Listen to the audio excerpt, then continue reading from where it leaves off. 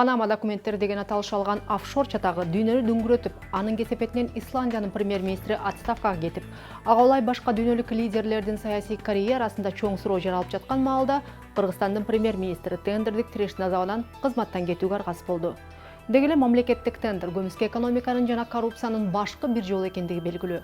Тендерге байланыштуу ачыкка чыккан чырларга адатта жогорку жетекчиликтин, саясатчылардын ысым аралашкан болот. Алардын айрымдарына алдыда токтолобуз. Мындан улам бизнес, коомчулук, жол, электр станцияларды куруу өңдүү инфраструктуралык долбоорлорду мамлекеттик жеке партнерлук принциби менен ишке ашырууну буга чейин эле сунуштаган эле. Бул бир жагынан мамлекеттин кепилдиги менен алынып жаткан тышкы карызды азайтып, экинчи жагынан иштин сапаттуу аякташына кепилдик бермек. Деги эле мамлекеттик машина аралашкан жерде кыймыл жайларын айткан бизнес, өкмөт өзүнүн бир топ функцияларын бизнеске өткөрүп бериши керек дейт. Капитал командасы бүгүн төмөндөн көтөрүлгөн демилгелер жөнүндө айтып берет. Алдыдагы жарым саатта биз менен болуңуз. Балыкчы корумдуу жол курулушун жүргүзүү үчүн тендердин жыйынтыгынан чыккан өкмөттөгү чыр министрлер кабинетинин отставкасына алып келди. Премьер-министр Темир Сариев өз арызы менен иштен кетти. Эскерте кетсем, атайын түзүлгөн депутаттык комиссия өз бүтүмүндө балыкчы корумдуу жолунун курулушун жүргүзүүгө тандалып алынган кытайлык Лонгхай компаниясынын лицензиясы жоктугун айтып, өкмөт башчысынын отставкасын талап кылган. Транспорт жана коммуникация министри Аргынбек Малабаев тендерде өзүнүн орун басары Улан Үздебаев менен өкмөт башчы Темир Сариев дал ушул Кытай компаниясынын кызыкчылыгын коргогондугун айтып чыкты. Бирок бул чырдын парламентте иликтенишинде тендердин жүрүшүндө утулуп калган Imperial Group компаниясы Кыргызстан фракциясынын лидери Канат Исаевка таандык экенин ачыктады. Кыскасы 104 километр жолдун 6 миллиард 830 миллион сомго бааланган курулушу өкмөттүн отставкасына алып келди. Деги эле мамлекеттик тендер көмүскө экономиканын жана коррупциянын башкы бир жолу экендиги белгилүү. Тендерге байланыштуу ачыкка чыккан чырларга адатта жогорку жетекчиликтин, саясатчылардын ысым аралашкан болот. Негизинен эле тендерди бийлик өкүлдөрүнүн өздөрүнүн, жакындарынын же алардын кызыкчылыгын коргогон компаниялар утуп алаары дагы такай айтылып келет жана буга бир катар саясий чырлар, соттук териштер далил. Мисалы, парламенттин мурдагы чакырылышынын депутаттык комиссиясы ал кездеги вице-премьер-министр Тайырбек Сарпашевдин Градиент компаниясы 20 мамлекеттик тендерди утуп алганын ачыктап, ага каршы кылмыш ишин козгоо сунушун башкы прокуратурага жолдогон. Бирок эрге бекем олтурган Сарпашевга каршы иш козголбой, кызматтан да алынган эмес. Дагы бир талаштуу тендер бул коопсуз шаар долбоору. 2011-жылдан бери Ички иштер министрлиги бул долбоорду ишке ашыра турган компанияны тандай албай келет. Ага Ички иштер министрлигинин ичинде жеке кызыкчылыктар келишпей жаткандыгы айтылууда. Алгач кытайлык ишкана тандалып, кийин ал тендер жыйынтыгы жокко чыгарылган. Учурдагы министр Мерис Турганбаев жаңы тендерди утуп чыккан ишкана менен соттошууда. 2014-жылы болсо мамлекеттик каттоо кызматынын ал кездеги төрагасы Эрлан Сапарбеков, Ар намыс фракциясынын лидери Феликс Кулов Intel Links компаниясынын кызыкчылыгын колдоп жатканын айтып, айып таккан эле. Ал эми 2011-жылы парламенттин ошол кездеги төрагасы Ахматбек Елдибеков Кыргызстанга уулуу көмүр саткан Кулан ТБ компаниясын тендер маалында түрткүлөп жеңдиргени ачыкка чыккан. Кыргызстан жол куруу же оңдоо, жаңы электр станцияларын куруу өңдүү инфраструктуралык проекттердин дээрлик бардыгын мамлекеттин кепилдиги менен алынган кредит же гранттардын эсебинен аткарып келет. Бул тактап айтканда тышкы карыз. Ушул тапта Кыргызстандын тышкы карызы 3 миллиард 600 миллион доллардан бир аз ашат.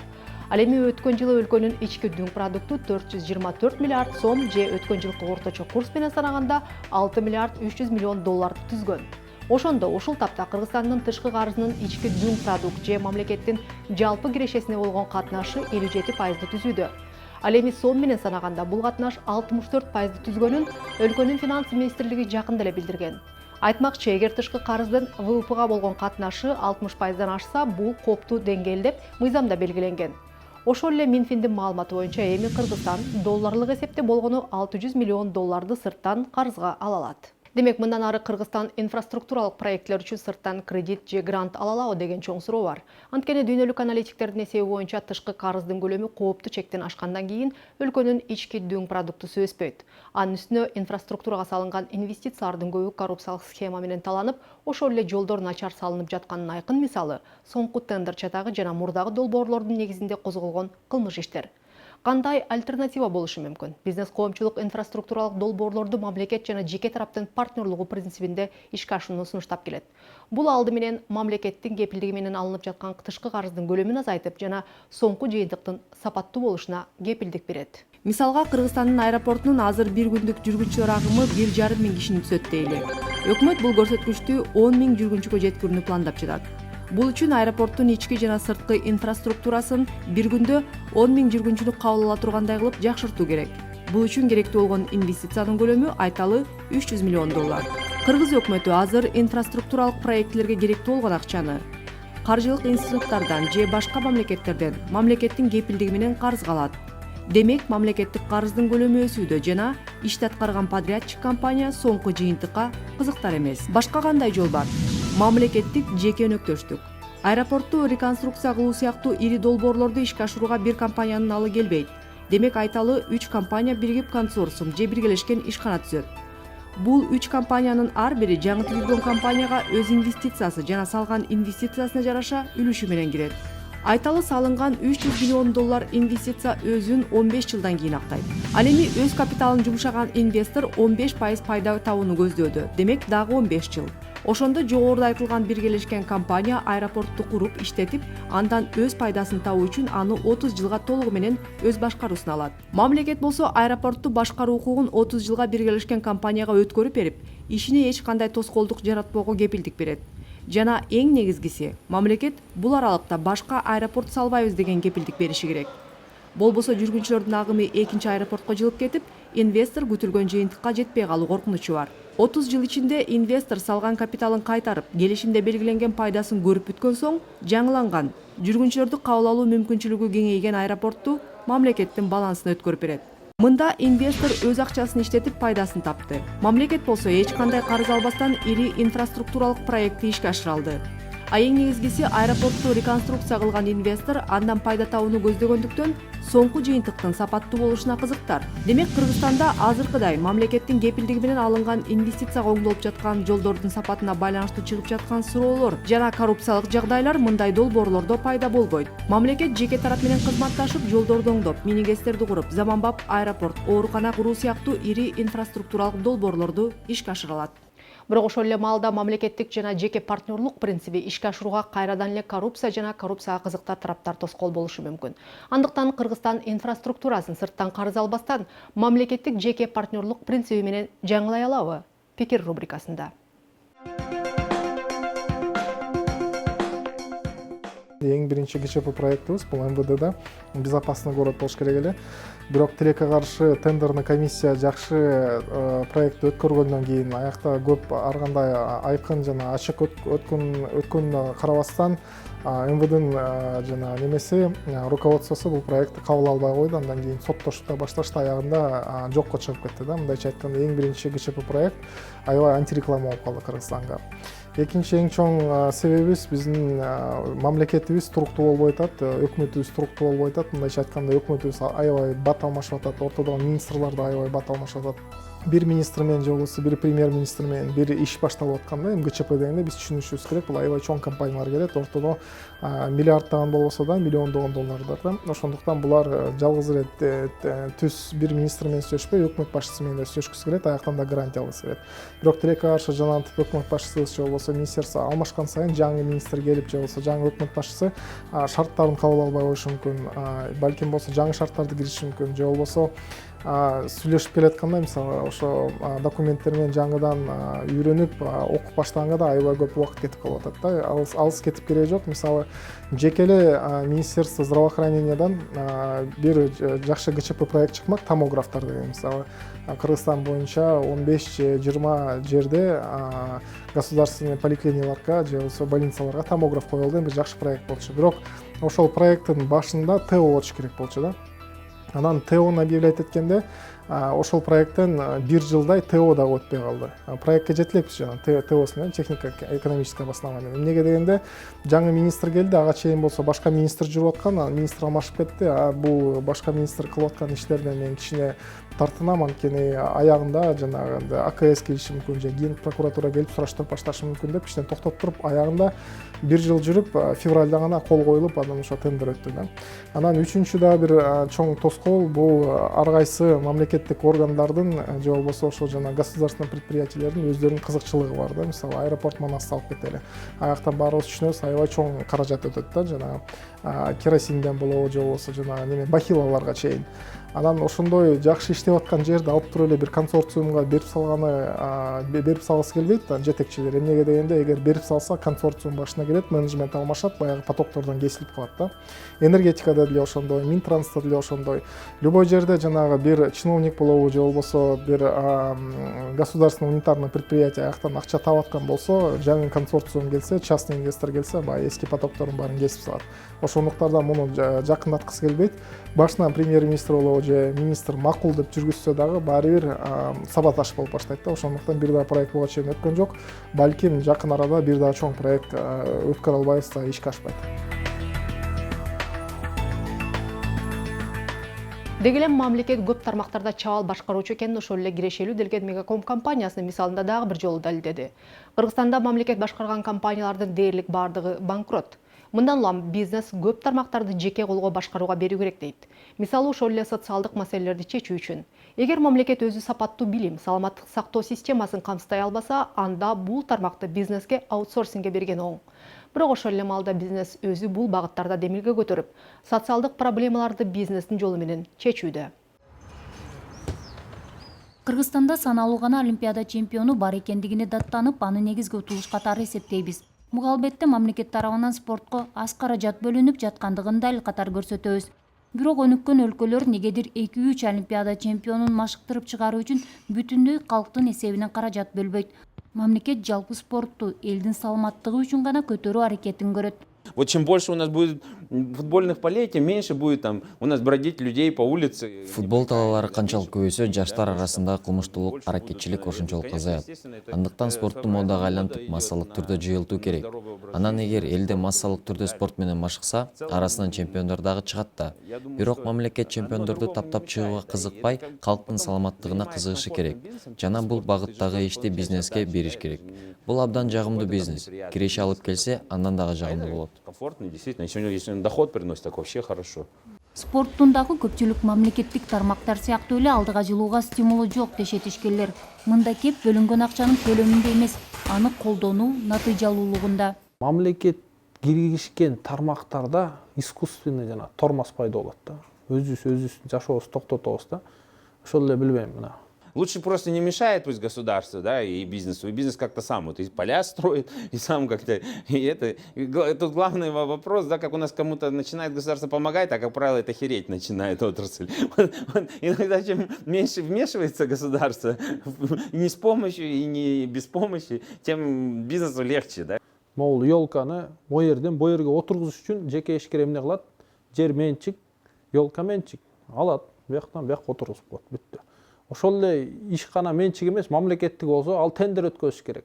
Мамлекеттин функциялары белгилүү, чек араны коргоо, ар бир адамдын укугун коргоо, мүлкүн коргоо, анан билбейм, мейли жолдор мамлекеттик болсун. Калган бүт тармактарды менин оюмча жеке тармак бериш керек. Өкмөт 2015-жылы жаңы бала бакчаларды ача албастыгына көзү жеткенден кийин ишкерлерге жол ачып салыктан толук бошотту. Менчик бакчалардын саны кескин көбөйүп, төлөм акы жагынан дагы атаандаштык жаралып, бир курч көйгөй жеңилдей түштү. Ишкерлер башка социалдык тармактарда дагы мына ушундай колдоо жана мамлекет менен бизнестин шериктештигин түзүүнү сунуштайт. Кээ бир өнүккөн өлкөлөрдө мындай система бар экен да. Мен бир бала башына мынча сом бөлүп берем бюджеттен. Ушунча сомго ким сапаттуу билим бере алат деп бир тендер сыяктуу өткөзөт экен да. Мектепти келип бир компания башкарат. Дагы бир вариант бар, азыркы эле 2200 мектептин билбейм, бир нече пайызын жеке ишкерлерге ижарага берип, мейли силер анча мынча акча алгыла, элдин жарымынан. Жарымы акысыз окусун дегендей бир система менен акча төлөй алгандар ошондой пилоттук система мектептерде окуса, ал жерде да бир атаандаштык пайда болуп, бир билим сапаты жогорулойт деген ойда. Билим сапатынын төмөндүгү, паракорчулук жана бекем тартиптин жоктугунан, баласынын коопсуздугунан күмөн санагандар менчик мектептерге кайрылышат. Албетте менчик мектептердин окуу акысы өтө жогору. Бирок алардын саны 80ге жакындап, 25 000 бала билим алып жаткандыгы ишеним өсүп баратканын далилдейт. Все деньги уходят на социальный блок, и все равно ее не будет хватать. С каждым годом. Социалдык тармактын талабы жыл сайын 15-20% өсүп турат. Канча бөлүнсө дагы ал жетпейт. Мисалы, былтыр саламаттык сактоо жаатына 18 миллиард сом бөлүндү. Бул каражаттын көпчүлүгү имаратты тейлөөгө, коммуналдык акыларга жумшалат.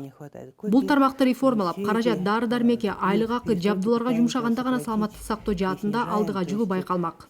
Бул менчиктөр өтүү жакында эле өзүнүн жаңы имаратына көчтү. Гүлнара Асымбекованын айтымында шаар бийлиги менен талашып тартышып жүрүп, 5 жыл дегенде имарат курууга жер сатып алып, кыска мөөнөттө салыштырмалуу аз каражатка куруп бүтүрдү. 3 кабаттуу төрөтүү үй толугу менен жаңы жабдуулар менен жабдылган. Кыргызстанда биринчилерден болуп, жасалма жол менен бойго бүтүрүүнү дагы колго алышты. Конкурировать могут частные учреждения друг с другом, но не с государством. Мамлекет менен бизнес атаандаша албайт. Чогуу иштесе болот. Албетте, бекер медицина болуш керек. Онкологиялык оорулуулар, балдар жана калктын кайсыл бир катмары бекер дарылангандай. Өзү азыр чоң клиника ача албагандан кийин айрымдарын мамлекет жеке колго берсе болот. Ошондо тейлөөнүн аркы дагы арзан болмок жана сапаттуу болмок. Социалдык тармак өтө кирешелүү бизнес болуп эсептелбейт. Анын үстүнө жоопкерчилиги дагы жогору. Социалдык проекттер жанагы обычный катардагы коммерциялык проекттердикиндей киреше алып келбейт. Демек, ошондуктан мисалы үчүн көп бизнес чөйрөсүндөгүлөр мындай көбүрөөк киреше бере турган чөйрөлөргө, коммерциялык, соода, өндүрүштүк тармактарга кетет да. Социалдык проекттер биринчиден баягы волокитасы ошончолук эле бизнес жүргүзүүдөгү. Бирок эме түшкөн тапкан пайдасы обычный коммерциялык проекттерден мындай төмөнүрөөк болот да. Кантсе дагы бул жаатта иш алып барган ишкерлер жеке киреше көргөндөн сырткары социалдык маселелерди аздан болсо дагы өкмөткө чечүүгө көмөктөшүп жаткандыгы анык. Социалдык бизнести ачууга мыйзамдык талаптар дагы өтө катаал. Андыктан айрым ишкерлер баштабай жатып мамлекеттик органдардын кысымынан улам баш тарткандары дагы бар. Муну бир да мектеп, балдар борбору, маданият үйү же эс алуу жайы жок жаңы конушта балдарга билим берүү жана чыгармачылык борборун ачып, иштетип кетүүгө аракет көрүп жаткан ишкердин мисалында карап көрөлү.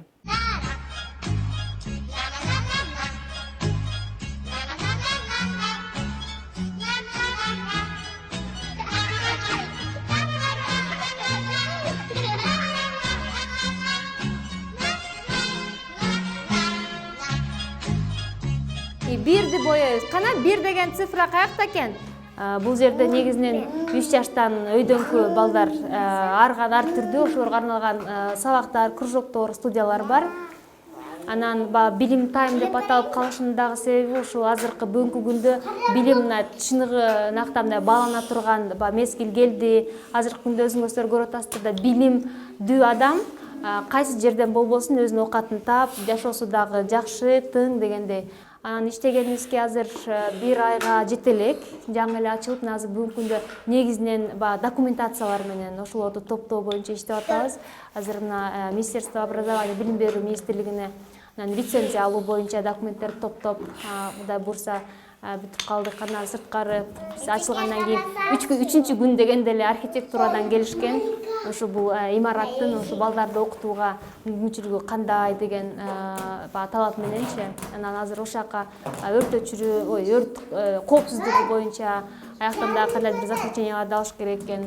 Санитардык эпидемиологиялык дагы бир документация керек экен. Бүгүнкү күндө азыр ушул ай негизи жалаң эле документация менен иштеп. Билим берүү министрлигинде талаптар өтө деле мындай катаал эмес экен. Мурдагы жылдагы ачылгандардын документтери менен салыштырып көрсөм, бүгүнкү күндө көп эле жеңилдиктер берилиптир да. Анан бирок эми кагаз документация деген убакыт талап кылат экен. Көбүрөөк мындай кыйналганыбыз бул архитектуранын жана өрт өчүрүү кызматынын заключениясы, санитардык эпидемиологиялык кызматтардын заключениясы кичине кыйналып атабыз. Себеби мындай жөнөкөй катардагы айрыкча бир начинающий ишкерлер аткара албай турган мындай тоскоолдуктар, мындай талаптар, нормалар көбүрөөк экен да. Анан биякта эми бул негизи баягы коммерциялык эмес, социалдык проектке көбүрөөк жакыныраак да бул биздин клубчу. Анткени биринчиден биякта балдар аябай көп. Жаш үй бүлөлөр, анан көп балалуу үй бүлөлөр, көбүнчө келгиндер, анан квартирада тургандар көп да. Анан негизи Алтын Ордо жаңы конушунда эч кандай мектеп да жок. мамлекеттик кандайдыр бир ушу билим берүүгө байланыштуу мекемелер, сад, бала бакча деген сыяктуу эч кандай жок да. Биякта балдар көбүнчө мүмкүнчүлүгү барлар шаарга алып барып ошоктогу мектептерге орноштурган экен. Анан жакын тилекте бул Новопавловкадагы мектепке барышат. Баягы өзүнүн жеке мектеби жок да. Анан балдар негизи эле мындай көчөдөгү эле балдар да. Балдарга мындай бир көңүл ачуучу же болбосо кандайдыр бир алектене турган эч нерсе жок да. Бизге жакшы болду десем болот. Бул жерге балдарды мындай үйрөнбөгөн нерсесин үйрөнүп, кичине болсо дагы жардам баягы мектептен кийинкиси үйрөнүп турган нерселерин үйрөнүп атышат. Жакшы. Менин балам, анан кызым келип атат. Ошо 2ден балдар келишет көбүнчө. Эми бир баланы тетакка ташып барып, кайра экинчисин алып бара албайсың, мына экөөтөн келет да. Ошо акчасы да жакшы.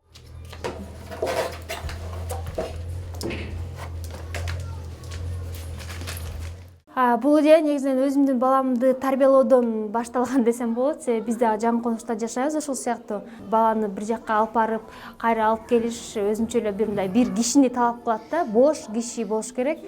Анан экинчиден баягы алыс болгондо өтө эле транспорттон бала чарчап калат да. Вот это что? Вот эти? Ага, волосы. Биякта мектепке даярдоо балдарды 6 жаштан 7 жашка чейинки балдар ошо мектепке даярдоо орус группасына. Биякта жергиликтүү шартка байланыштуу баягы орус тилди көп билишпейт экен жергиликтүү калкчы. Анан орусчага мындай талап көбүрөөк да. Балдардын ата энеси өздөрү орусча билбегенден кийин балдар орусча билсин дешеби.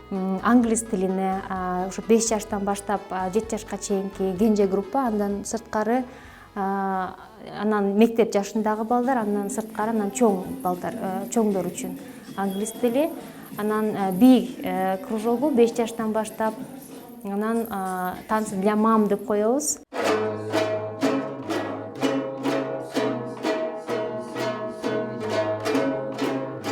Студиянын жетекчиси Узак Урманбет уулу улуттук консерваторияны буюрса быйыл бүтүп атат. Комуз, оз комуз, сыбызгы, чөпөчөр айтышып, кыргызда эмне улуттук аспап болсо ошонун баардыгында ойнойт. Бир аз мындай жеңилдик берип, ошол балдарга мүмкүнчүлүк алып келип берип аткандан кийин же болбосо таптакыр бошотпосо дагы бир мындай убакыт отсрочка деп коебуз го орусча. Ошол сыяктуу бир нерселерди бизге көрсөтсө аябай эле жеңил болот эле да. Чынын айтсам, кээде кыйналып кеткенде тиягынан биягынан болгондо баарын көзүмдү жумуп кайра ушул долбоордон баш тартсамбы деген да кээде бир ойлор болуп кетет да. Себеби өтө баягы кыйналып биягынан тиягынан эле талап эметип баштагандачы. Анан бирок кайра балдарга аябай жалко да. Аз убакыт болсо деле көнүгүшө түшөт экенсиң да. Кыргызстандык ишкерлер салттуу эмес тармактарга дагы багыт бурууда. Бул жолу бизнес мамлекет 26 жылдан бери көз жаздымда калтырган маданият, чыгармачылык жана искусство жаатын көтөрүүгө белсенди. Бишкекте жаңы ачылган Ололо арт студиясында кары жашына карабай талантын өрчүтүп, ырдоо, пианино, гитарада ойноо кыялдарын орундата алат. Студиянын негиздөөчүлөрүнүн бири Данияр Аманалиев кыргызстандыктардын жашоо стили жана искусствода бизнес жасоо жөнүндөгү аракеттери туурасында Капитал менен бөлүштү. Искусство и культура — это вообще не то место, где у нас по традиции зарабатывать деньги. У нас больше развиты какие-то другие направления. Почему вы решили именно на этом акцентировать? Знаете, есть такая история про то, как в начале 20 века два торговых представителя одной обувной компании поехали в Африку, и один пишет назад телеграмму: «Все пропало, здесь нельзя открываться, забирайте меня домой, потому что здесь никто не носит обувь». А второй пишет в это же время телеграмму: «Отлично, там, присылайте сюда всех, кого только можете, здесь до сих пор еще ни у кого нет обуви». И это вопрос того, как вы к этому относитесь. Я вижу, что это огромный неиспользованный потенциал. В Европе уже почти каждый третий человек, он владеет каким-то видом искусства. То есть он может быть великолепным хирургом, но он при этом замечательный музыкант. И дома он играет на скрипке или на фортепиано, допустим, и это дает ему энергию для того, чтобы быть хорошим хирургом. Или другой кто-то, он может быть хорошим учителем, а дома он рисует. Да? И он рисует не для того, чтобы продавать свои картины, а для того, чтобы, опять же, восполнять свою энергию и иметь более качественную жизнь. Наша реальная бедность Кыргызстана не в том, как мало у нас денег. Наша реальная бедность в том, как мы живем. Наш образ жизни очень-очень скудный. Мы занимаемся только работой и домом. И еще у нас есть той, еще у нас есть кино, Еще у нас есть боулинг иногда по выходным или черная касса там с друзьями раз в месяц. А когда мы живем для себя, то есть когда мы получаем настоящее эстетическое, духовное наслаждение, получаем очень-очень мало реальной духовной пищи в жизни. А когда начинаешь заниматься фортепиано и учить ноты, и просто проигрывать первичные гаммы даже, ты начинаешь получать удовольствие и энергию, которую ты раньше не получал. И ты начинаешь понимать, что тебе ее не хватало всю жизнь. Со мной так было. Я начал учиться на фортепиано вот в январе этого года, там, в возрасте 32 лет. И я понял, что мне, оказывается, вот действительно всю жизнь не хватало этой энергии. А не кажется ли вам, что вот в Кыргызстане как раз очень небольшая прослойка людей, кто действительно хочет духовно расти, у кого есть силы, у кого есть возможности заниматься творчеством, а большая часть людей просто выживает, да, грубо говоря. Вот я захожу в любую аудиторию и говорю, кто здесь умеет играть на каком-то инструменте. Поднимает руку 3 человека из 100, к примеру. И потом я спрашиваю, а кто когда-нибудь в жизни мечтал научиться на каком-нибудь инструменте играть? И поднимают руку все. Вот практически нет человека, который в детстве или, может быть, даже уже во взрослом возрасте не хотел научиться на каком-то инструменте играть. Поэтому потребность есть абсолютно у всех. Вопрос в том, какая часть людей готова сэкономить какую-то часть денег, отложить какую-то часть денег на то, чтобы заниматься вот этим. Я верю, что это большая часть людей, и она будет расти. Будет расти по мере того, как вообще вот это искусство и культура будут проникать в нашу жизнь все больше и больше. Потому что потребность такая есть у всех. Вот все хотят прожить значимую жизнь, все хотят получать удовольствие от жизни. Никто не хочет прожить такую жизнь, чтобы было противно в конце жизни, и ты думал, какого черта вообще вот я родился? Вообще, как я поняла, ваше видение в будущем — это создание некого такого образа даже Кыргызстана как центра по обучению искусствам и творчеству. Не хочу ни в коем случае ставить под сомнение вашу идею, но таких идей уже звучало немало. Помните, говорили, что Кыргызстан может и языкам обучать на примере Малайзии, и стать вообще центром образования. Можно здесь там 50 вузов у нас. Насколько исполнима та цель, которую вы перед собой ставите? Но мне кажется, разница заключается в том, что предыдущие идеи в основном высказывались государственными мужами, сверху вниз, которые, которые мыслят сверху вниз и думают, что государство может направить. Вот, например, мне очень нравилось в Грузии, что когда у них умерла отрасль грузинского чая, которая на Советский Союз гремела, правительство не стало защищать эту отрасль, и Саакашвили очень сильно за это критиковали, потому что ожидали, что государство будет субсидировать. А государство сказало нет, вот выжить и вырасти должны те отрасли, которые способны делать это сами. Государство не должно определять, каким отраслям в экономике нужно расти. А государственные мужи очень часто говорят еще не потому, что они собираются реально что-то делать для этого, да, а потому просто, что им нужно что-то говорить, им нужно какие-то идеи высказывать там и так далее. В нашем случае мы с очень-очень-очень-очень маленького низа, вот с нуля, да, где-то сейчас произносим, и наш голос очень-очень тихий. Но мы не боимся этого, мы верим в себя, и мы верим, что если у нас не получится, у государства тоже не получится, это точно. Поэтому должны появляться такие инициативы, как наши. И я надеюсь, что мы будем не единственной инициативой в этом направлении. Есть такое чувство, когда вот ты начинаешь учиться там на лыжах кататься, и у тебя начинает получаться, и ты вот едешь, спускаешься с горки, и ты вот едешь, и если в этот момент ты думаешь, не может быть, я до сих пор не упал, ты сразу падаешь. Это вопрос того, что вы должны верить в себя, и вы должны верить в свой успех, и если у вас что-то получается, вы должны ускоряться, используя это. И вы не должны бояться вот этого вот ускоряющегося мелькания образов перед глазами, потому что нельзя на это отвлекаться вообще. Вот вы должны кайфовать от этой скорости и пытаться ускоряться все больше и больше и больше и больше. Мы начали, и у нас были очень осторожные планы к концу марта, но так как мы планы эти превышаем, мы понимаем, что мы должны расти агрессивнее. Мы начинаем искать помещение новое не через полгода, а сейчас. И мы, когда говорили о своих планах про 20 лет, меня и в Фейсбуке уже начинали критиковать люди некоторые, и вживую мне говорили, ты должен ускоряться, потому что нельзя думать, что через 20 лет все будет так же, как сейчас. Что через 20 лет у Кыргызстана все еще будет такой же шанс становиться этим центром искусств, каким Кыргызстан является, какой шанс есть сейчас. И будем ускоряться. Бул Капитал командасы даярдаган аптанын экономикалык обзору болду. Капиталдын орусча чыгарылышы менен 4-күнү кечки саат 8:25 кесиптешим Айсул Тикимбаева тааныштырат. Өткөрүп жибербеңиз. Ошондой эле экономика, бизнес, финанс темаларындагы кызыктуу макалалар HW Чекит, Capital Чекит KG сайтында. Баш багууну унутпаңыз. Ишиңизге ийгилик.